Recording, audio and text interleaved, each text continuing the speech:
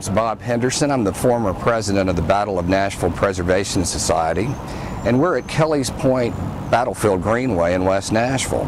This is a site that we saved back in 2004 that was a cooperative effort between politicians, developers, and preservationists. At the time, Metro Mayor Bill Purcell, Vice Mayor Ronnie Stein, with the help of Councilman Bob Bogan, Shane Dennison with the Metro Greenways system, the Battle of Nashville Preservation Society, JDN Realty, and the Civil War Roundtable of the United Kingdom, who helped fund some of the signage that we'll look at here.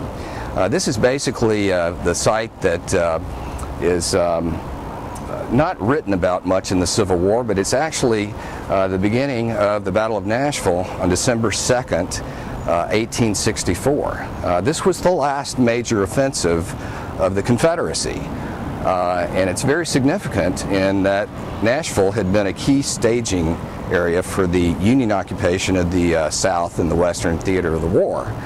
Since 1862, federal forces had taken Nashville and used it as a springboard for most of the Western theater.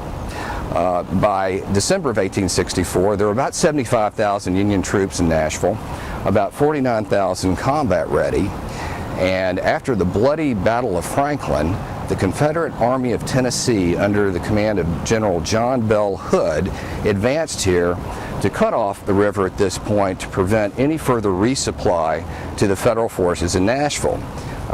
From that point, they were out here for about 2 weeks blockading the river against the U.S. Navy.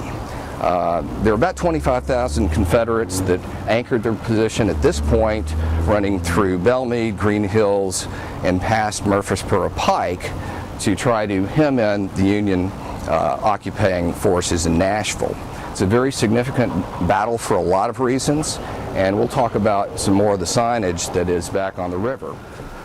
We're back here on the Cumberland River at Kelley's Point Greenway, the overlook. And on this site, December 2nd, 1864, the Confederate Army of Tennessee initiated a 2-week siege of Nashville. And this was to be the last significant offensive military operation in the Civil War by the South. It was also one of the most significant battles between the Confederate cavalry and the United States Navy. Since late winter 1862, Nashville had been a key staging and supply base for the Union Army in the Western theater of the war. Since February 25th, 1862, it had been under Union occupation longer than any other major Confederate city. Many of the Southern soldiers here had not seen home in over 3 long years. They would find that Nashville, as well as their army, had changed dramatically since the beginning of the war. Advancing here after the bloody Battle of Franklin, Confederate General John Bell Hood anchored his left flank at this point. More than 25,000 Confederates began an investment line running from this position, arching more than 12 miles east, in an attempt to hem in Nashville on the south side of the Cumberland River. This made Nashville the most extensive geographical battlefield of the Civil War in terms of sheer distance. Colonel Kelley had previously fought the Navy in the Battle of Fort Henry and Donelson, Eastport, Mississippi, on the Ohio River in the daring Johnsonville raid only weeks before Nashville. Known as the Fighting Parson because of his status as a Methodist minister and regimental chaplain, he later played a key role in the formation of Vanderbilt University in 1873. He unsuccessfully ran for governor of Tennessee in 1890 on the Prohibitionist ticket. Early on the morning of December 3rd, the Confederates captured 2 Union supply transports, the Prairie State and the Prima Donna, including prisoners, livestock, and supplies. They disabled a 3rd supply ship, the Magnet, which was later found 4 miles downstream. Shortly after partially unloading the vessels, the U.S. Navy arrived on the scene, driving away the Confederates who had depleted their ammunition. The Navy flotilla subsequently recovered the vessels. Between December 3rd and December 15th, up to 7 regiments of Alabama, Mississippi, and Tennessee Confederate cavalry effectively blockaded all transportation along the Cumberland River against 7 heavily armed Navy gunboats here. The U.S. Navy unsuccessfully tried to dislodge the river batteries in 6 separate engagements in the weeks preceding the Battle of Nashville. Colonel Kelley had the Navy confused about the force they were up against here by the deceptive movements of their mobile gun emplacements along the high ground here between this position and a half-mile upstream. Elements of Kelley's cavalry convinced the Navy they were a force over 4 times their actual strength. This was a military tactic that was very characteristic of the Confederate cavalry under Forrest's command.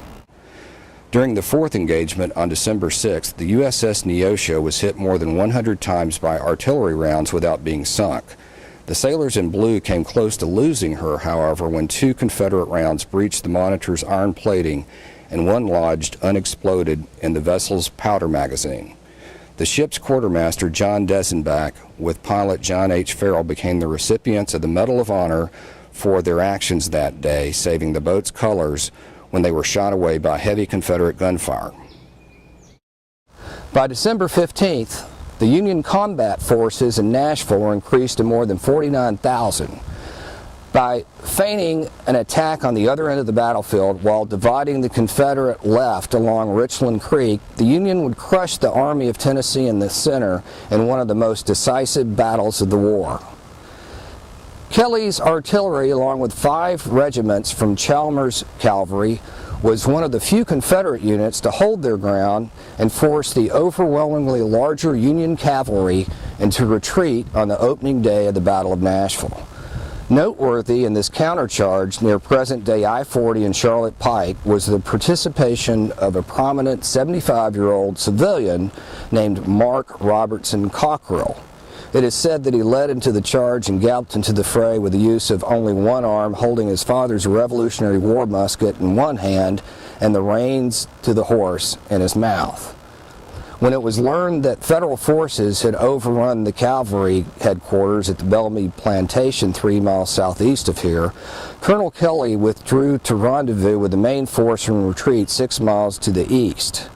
The night of December 15th, they abandoned their position here and reconnected with the main force near Hillsborough Road and the present-day Old Hickory Boulevard. This was just in time to provide a critical rear guard that fought a delaying action from Brentwood south more than 100 miles, crossing into Alabama and then over the Tennessee River above Muscle Shoals, where the Union pursuit was called off. Thus ended the last great attempt by the South to reclaim the state of Tennessee or advance to recover any of its lost territory. The once great Army of Tennessee would be surrendered by General Joseph E. Johnston 4 months later near Durham Station, North Carolina, April 26, 1865.